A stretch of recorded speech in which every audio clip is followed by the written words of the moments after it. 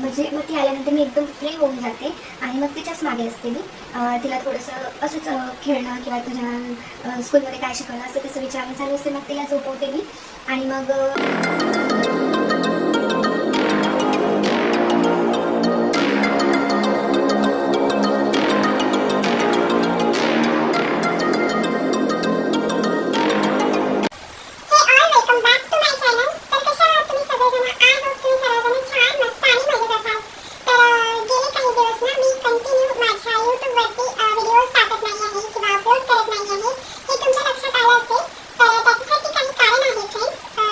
तेच मी तुमच्यासोबत आज शेअर करणार आहे.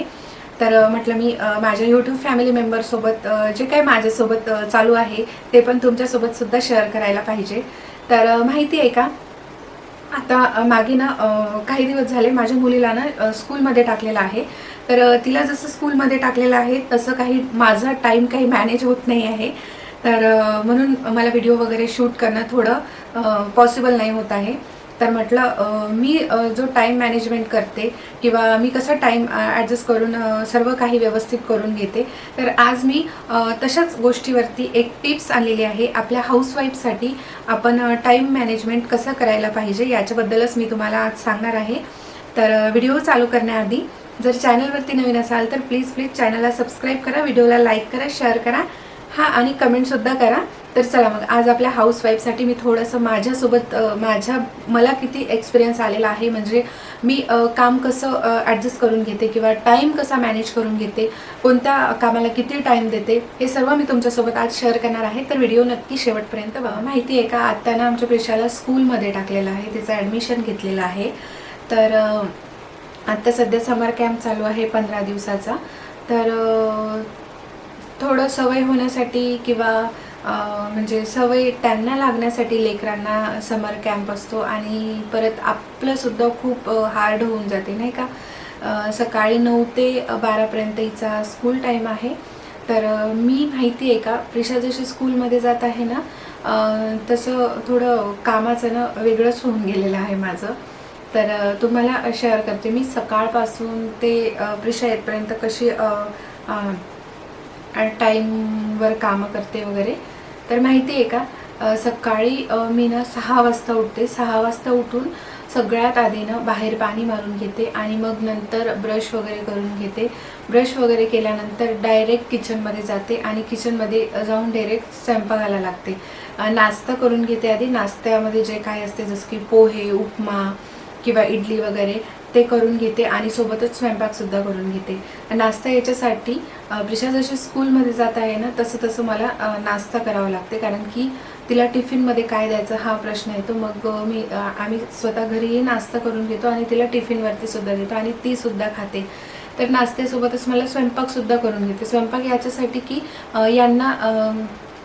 यांना 10 वाजता ऑफिसला जायचं असते, तर तेव्हा टिफिनसुद्धा द्यायचा असतो त्यांना. म्हणून मग मी लगेचच नाश्ता झालं की नाश्ता आणि स्वयंपाक सोबतच करून घेते. असं केल्याने ना टाईम पण वाचतो आणि मग नंतर बघा प्रिशा यायच्या आधी मला सगळे कामं करून घ्यायचे असते. प्रिशा येते 12 वाजता, तिला घ्यायलासुद्धा मलाच जावं लागते. जाताना तिची डॅडी सोडून देते आणि मग नंतर ना मला घ्यायला जावं लागते. तर ह्यांनी 10 वाजता ऑफिसला जाते. 9 वाजता हिची स्कूल असते, तर 8:45 वाजता स्वयंपाक वगैरे मी 6 वाजता उठते आणि डायरेक्टली स्वयंपाक करायला लागते, जसं की ब्रश वगैरे करून. आणि 8-8:30 वाजता मग प्रिशाला उठवते, छान अशी तिला फ्रेश करून देते, अर्धा तास तिच्या मागे जाते आणि मग 9 वाजेपर्यंत तिची तयारी होते. तर 8:45 वाजेपर्यंत तिची तयारी होते. मग 8:45 वाजता ती निघते, स्कूलला जाते. तिचे पोचवायला गेले तर 15 मिनिटं लागते घरी यायला. मग तेवढ्याच वेळात मी जो किचन ओटा असते ना ते सगळं व्यवस्थित करून घेते, छान असं आवरून घेते. म्हणजे मला आता तिला आणायच्या आधी मला सगळे कामं करून घ्यावं लागते. त्याच्यामुळे मग मी पटापट करून घेत असते. नंतर गॅस ओटा वगैरे पुसून घेते. मग घरातले जे काय झाडू पोछा वगैरे सगळं मारून घेते. भांडे बाहेर काढून ठेवते. मग मावशी येते, त्या भांडे घासून जाते. ती यायच्या आणि माझे भांडेसुद्धा लावून होते. म्हणजे मग ती आल्यानंतर मी एकदम फ्री होऊन जाते आणि मग तिच्याच मागे असते मी.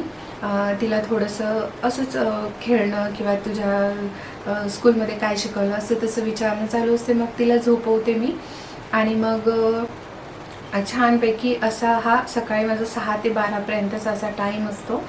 म्हणजेच मी घ्यायला जायच्या आधी, ती यायच्या आधी माझे सगळे कामं होऊन जाते. तर सध्या तरी सगळ्या आईंची अशीच ताळमेळ चालू असेल, कारण की ज्यांनी कोणी ज्यांच्या मुलांना पहिल्यांदा शाळेमध्ये टाकलेलं आहे त्यांचं तर खूपच हार्ड चालू असेल, कारण की माझ्यावरूनच आहे. कारण की सवय नसते, त्याच्यामुळे थोडं ॲडजस्ट व्हायला वेळ लागते. तरी पण मी म्हणजे लवकर असं ॲडजस्ट करून घेतलेले आहे मी, जसं की कामं वगैरे. तर हा होता माझा एक्सपिरियन्स. याच्यामुळेच ना मग मला व्हिडिओ वगैरे शूट करणं जमत नव्हतं. तर म्हणून मी व्हिडिओ अपलोड करत नव्हती, लॉंग व्हिडिओ. कारण की मग ती म्हणजे मेन म्हणजे थकल्यासारखं होत आहे खूप जास्त, कारण की सकाळी उठणं आहे आणि रात्री लेट झोपते. हिला ना सवय लागायची आहे, 11-12 वाजता झोपते आणि सकाळी 8-8:30 वाजता उठते. तर त्याच्यामुळे मग माझी पण झोप नाही होत, त्याच्यामुळे व्हिडिओ बनवणं शक्य होत नाही आहे. पण मी टाकणार. तर असा होता माझा हा एक्सपिरियन्स. म्हणजे सध्या थोडं घाई गडबड चालू आहे, वेळ मिळत नाही, त्याच्यामुळे मी व्हिडिओज अपलोड करत नाही आहे. तर थोडं समजून घ्या फ्रेंड्स. तर चला मग. एक छोटासा एक्सपिरियन्स तुमच्यासोबत शेअर करायचा वाटलं मला, ते मी केलेलं आहे. आणि हा फ्रेंड्स, जर चॅनलवरती तुम्ही नवीन कोणी असाल तर नक्कीच चॅनलला सबस्क्राईब करा, व्हिडिओला लाईक करा, शेअर करा आणि कमेंट सुद्धा करा. तर चला मग भेटूया परत छान अशा व्हिडिओसोबत. तोपर्यंत माझे दोन्ही व्हिडिओज नक्की बघा फ्रेंड्स. तर चला मग भेटूया. व्हिडिओ बघल्याबद्दल अगदी मनापासून धन्यवाद फ्रेंड्स. बाय. Audio jump.